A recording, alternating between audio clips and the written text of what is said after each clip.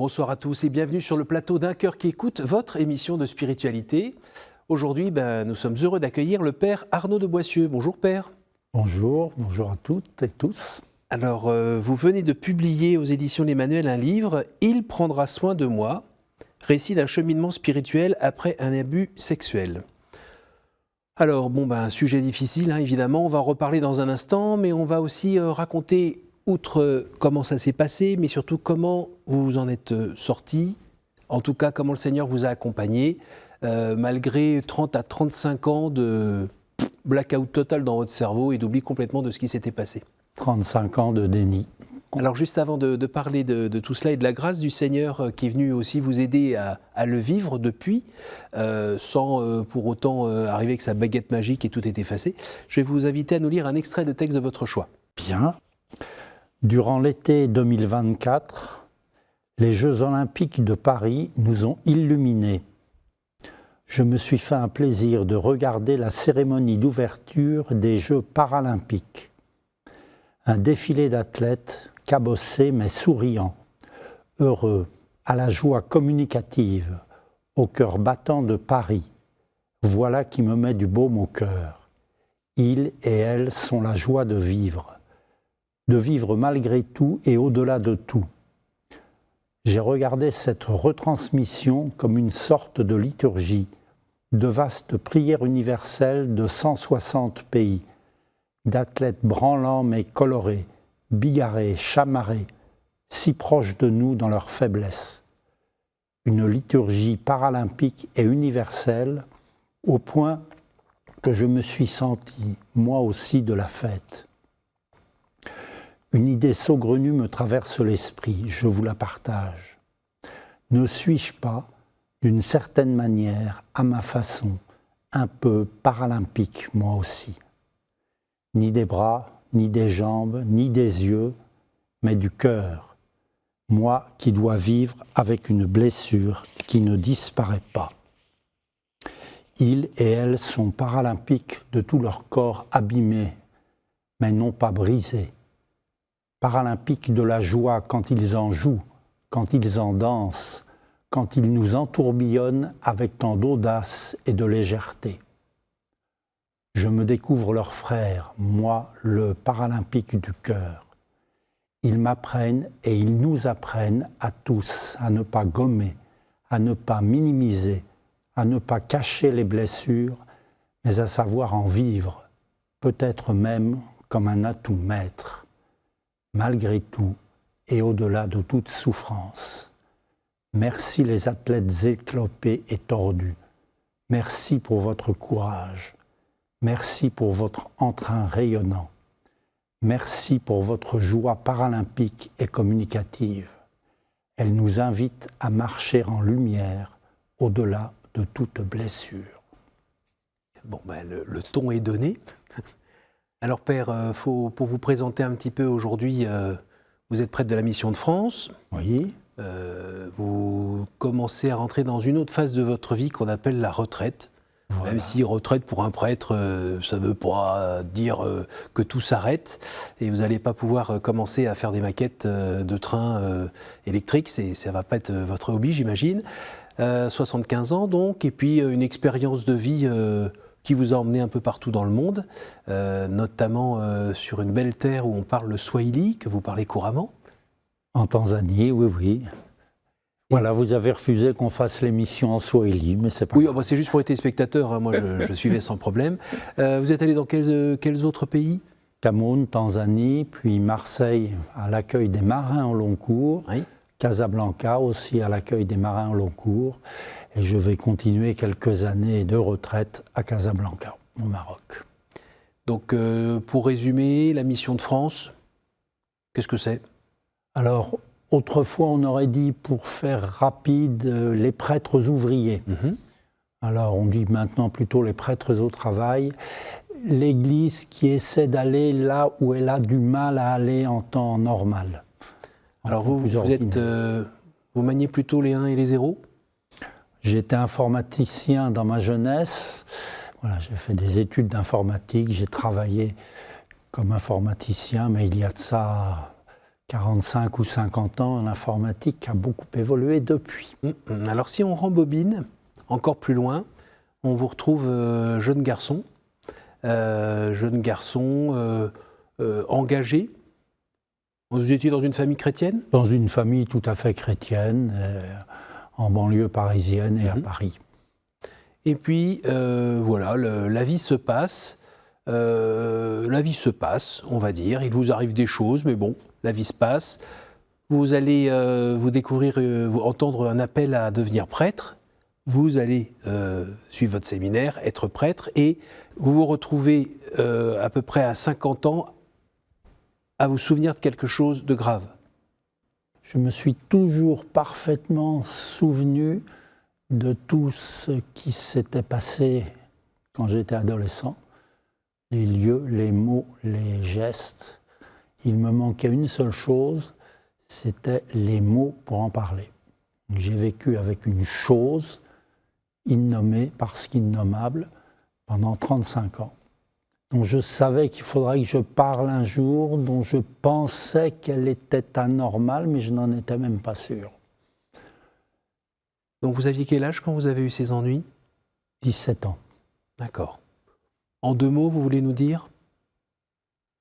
Oh, l'association caritative, un homme admiré par tout le monde, jusque par son évêque. On nous encourageait à sa fréquentation, en pensant que ça nous aiderait à vivre, mettre notre foi en acte. Il était aveugle, si je ne me trompe pas ? Il était aveugle. Et puis un jour, il a commis l'irréparable, en venant vous embêter d'un peu près. Aucune violence physique, une violence morale considérable. Et vécu dans la sidération, l'incompréhension et surtout la sidération. On est incapable de réagir, de faire quoi que ce soit. Donc geste plus que déplacé, agression, comme on appelle aujourd'hui. En termes juridiques, agression sexuelle caractérisée. D'accord. En sortant de là, vous n'avez rien dit à personne ? Rien. Incapable de comprendre, d'analyser. Et donc vous avez vécu avec ça pendant plein d'années. Donc ça revenait régulièrement sous forme de cauchemar, sous forme de... Non. Je savais qu'il y avait quelque chose dont il faudrait qu'un jour j'en parle. Mais non. 35 ans d'anesthésie, j'emploie soit le mot d'anesthésie, soit de sarcophage façon Tchernobyl. Et alors, qu'est-ce qui s'est passé pour que le sarcophage se fonde ? Passé la cinquantaine, j'avais quitté la Tanzanie. On commence à voir dans le rétroviseur de sa vie qu'il y a beaucoup de choses derrière. Donc, l'écriture, j'écris, j'aime écrire. Donc j'ai écrit un long texte pour dire ce que je voyais dans le rétroviseur. Et je terminais en disant... Je dois à la vérité ne signaler que lorsque j'étais adolescent, un homme a tenté de me faire ce qu'il n'avait pas le droit de faire. Je ne pense pas avoir été traumatisé par cette expérience furtive de ma jeunesse. J'avais en même temps dit les mots et en même temps j'avais tout faux. Comment ça, tout faux ? Expérience furtive.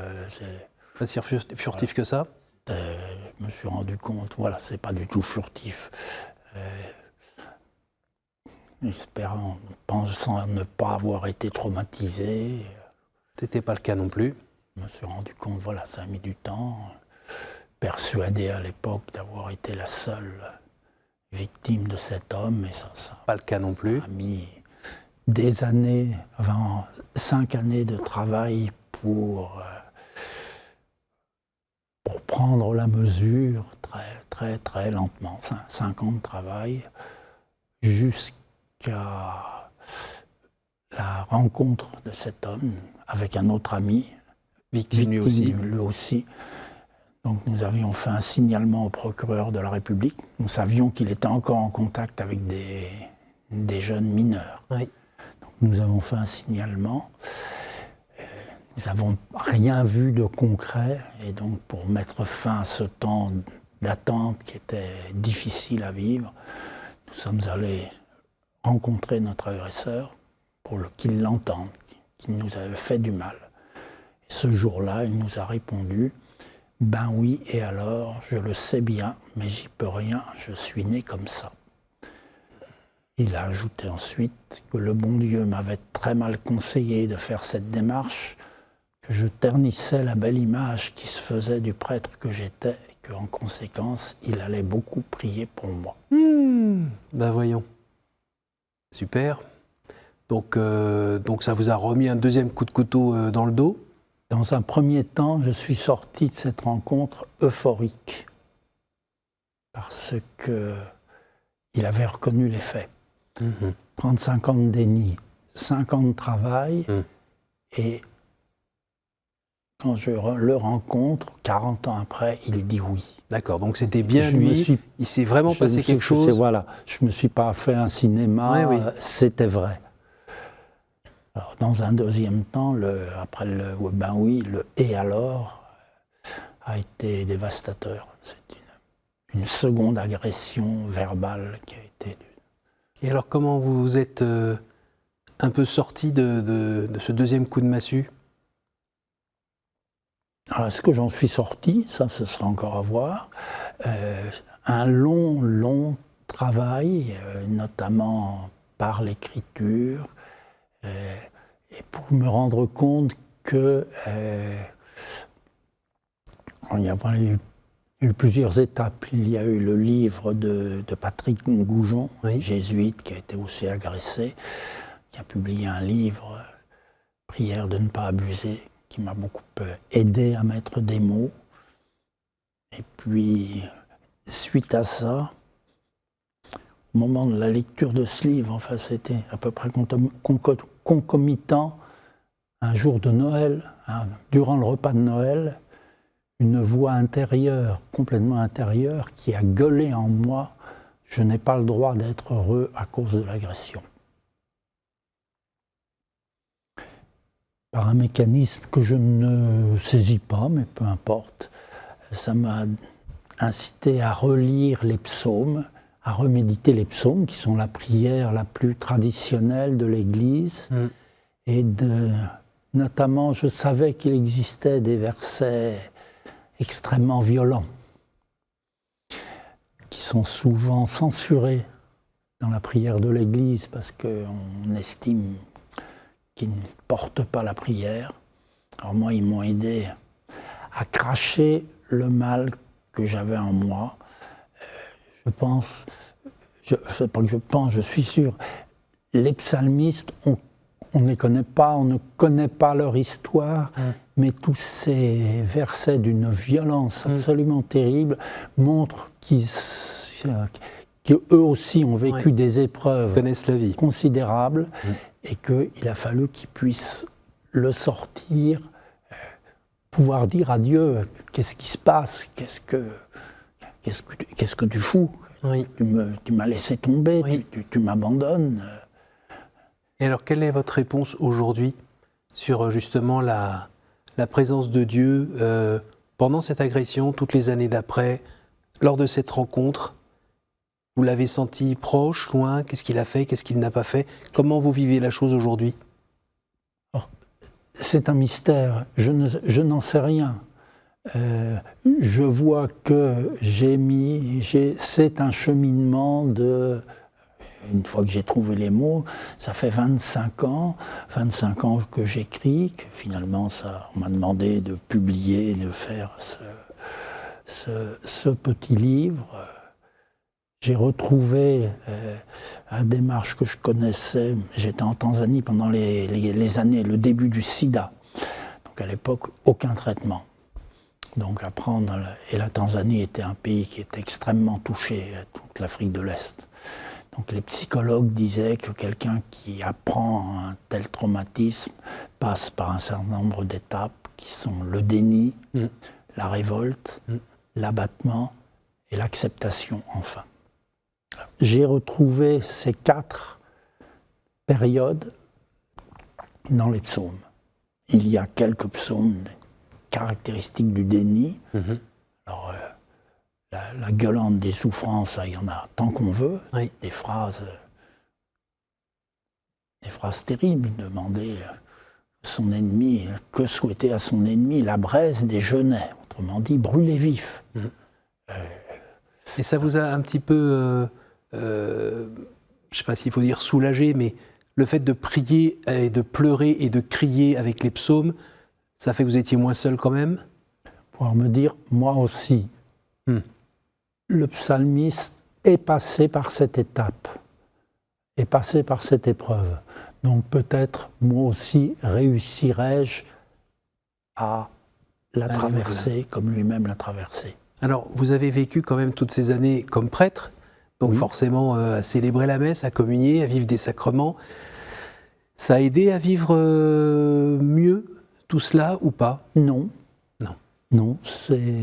Non, c'est un travail intérieur qui met, voilà, c'est 25 ans, c'est 25 ans de travail avec la conviction, mais qui passe à travers toute étape de la vie et de la vie ordinaire, si je puis dire, la conviction que ce qui fait le titre de ce livre, c'est le psaume 30, si je me souviens bien, il prendra soin de moi. Et même il prend soin de vous au présent? C'est pas juste du futur? Oui, même si les épreuves ne sont pas terminées. Mais alors,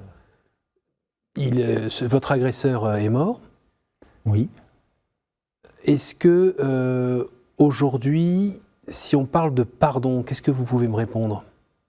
Oh là là, vaste sujet. Je réponds plusieurs choses.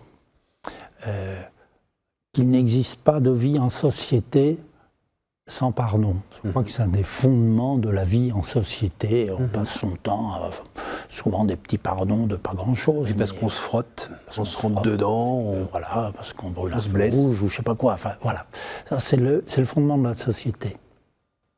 Pour le niveau chrétien, je suis très frappé, j'en parle dans le livre. On a souvent l'impression que Jésus en croix pardonne à ses bourreaux. L'Évangile ne dit pas ça. Dans l'Évangile de Luc, Jésus dit « Père, pardonne-leur ». Il remet le pardon entre les mains de son Père. Et moi, ça a été une libération de voir, oui, il faut pouvoir vivre quelque chose de l'ordre du pardon, mais j'ai l'éternité pour le faire. Oui, je pourrais le faire, mais dans un premier temps, il faut que... C'est le fait de remettre les pardons entre les mains du Père qui m'ouvre un espace dans lequel je peux... Il y a d'autres étapes humaines, je peux cracher ce que j'ai dans mon cœur. Ça ne supprime pas le pardon, ça le met à une certaine distance. Alors oui, j'espère y arriver, mais pas à la force de vos petits bras. Pas à la force de mes petits bras. Il peut y avoir une forme d'orgueil à penser trop rapidement que l'on peut pardonner. Je préfère le remettre entre les mains du Père. Et il a retrouvé un peu la paix et le droit d'être joyeux? J'espère ne pas l'avoir oublié, j'espère le vivre.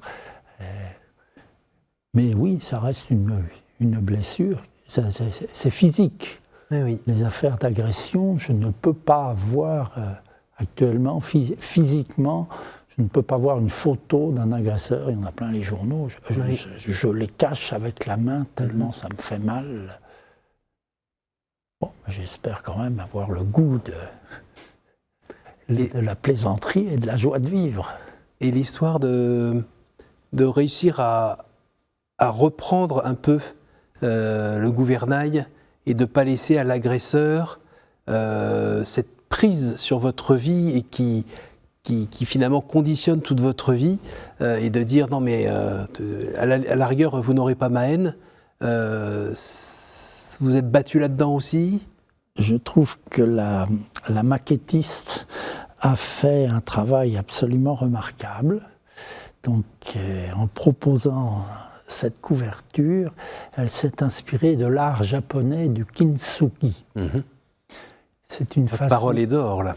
Voilà, de réparer des poteries brisées, non pas en essayant de cacher les fêlures, mais en les recollant avec des fils d'or, de façon à mettre en valeur. Non, même blessé, même brisé, on peut continuer à vivre. Alors voilà, je trouve que cette parabole est tout à fait belle et tout à fait ajustée. Alors, j'espère le vivre. Est-ce que vous pourriez nous dire si tout au long de votre travail pastoral, aujourd'hui, en le relisant un peu, en regardant dans le rétroviseur, comme vous le disiez, vous vous rendez compte que eh bien, cet état de faiblesse, de vulnérabilité dans lequel vous a mis cette agression vous a peut-être permis d'être plus attentif à la douleur des autres? Alors, ce serait aux autres de le dire, honnêtement. J'espère, oui. Quelle est votre espérance, justement, pour vous, pour ces prochaines années? Je dis que la bonté, la miséricorde de Dieu étant infinie, je ne doute pas qu'il a accueilli mon agresseur au paradis. Comment ça? Je n'en sais rien. Et qu'est-ce qui se passera au paradis? Je n'en sais rien. Mais je pense que la bonté du Seigneur est suffisamment vaste. On remercie le Saint-Esprit de vous permettre de dire ces paroles-là, qui viennent de loin, loin dans le fond. On arrive à la fin de cette émission et ça va être le moment des cartes. Par 3 fois, je vais vous demander de nous dire un chiffre entre 1 et 10. Et là, vous aurez droit à une question courte qui appellera une réponse courte. Alors, je pense que... Attendez. Oh, je vais trop vite. C'est parti. Pof. Quelle est votre prière préférée? Le petit silence intérieur. Isaïe, la voix d'un fin silence. À nouveau. 5. Au jour du jugement, qu'aimeriez-vous que Dieu vous dise? Bienvenue, en pensant qu'il y a 10 ans, il a accueilli mon agresseur avec les mêmes bons. Une dernière. 7. Quelle est pour vous la plus belle fête? Noël. Le petit germe. Ce qui ne se voit pas encore, ce qui ne fait que se deviner. Merci beaucoup, Père. On vous remercie d'être venu nous partager ce moment de vie, cet effort pour vivre avec, pour le vivre en chrétien et pas sortir les couteaux, les fusils pour aller régler ça manu militari. Merci d'avoir aussi eu la simplicité de nous montrer là où vous en êtes sans se payer de mots. Et voilà, vous êtes en chemin et le Seigneur est là à côté de vous à vous soutenir pour avancer. Eh bien, merci beaucoup tout simplement. Je rappelle le titre de votre livre, « Il prendra soin de moi », récit d'un cheminement spirituel après un abus sexuel, par le père Arnaud de Boissieu, paru aux éditions l'Emmanuel. Merci à vous tous pour votre fidélité. N'hésitez pas à partager cette émission grâce à notre site www.ktotv.com, à l'écouter sur notre appli radio et aussi, pourquoi pas, à la réécouter en podcast. J'en profite pour saluer toutes les personnes qui nous écoutent en podcast. Bonne soirée.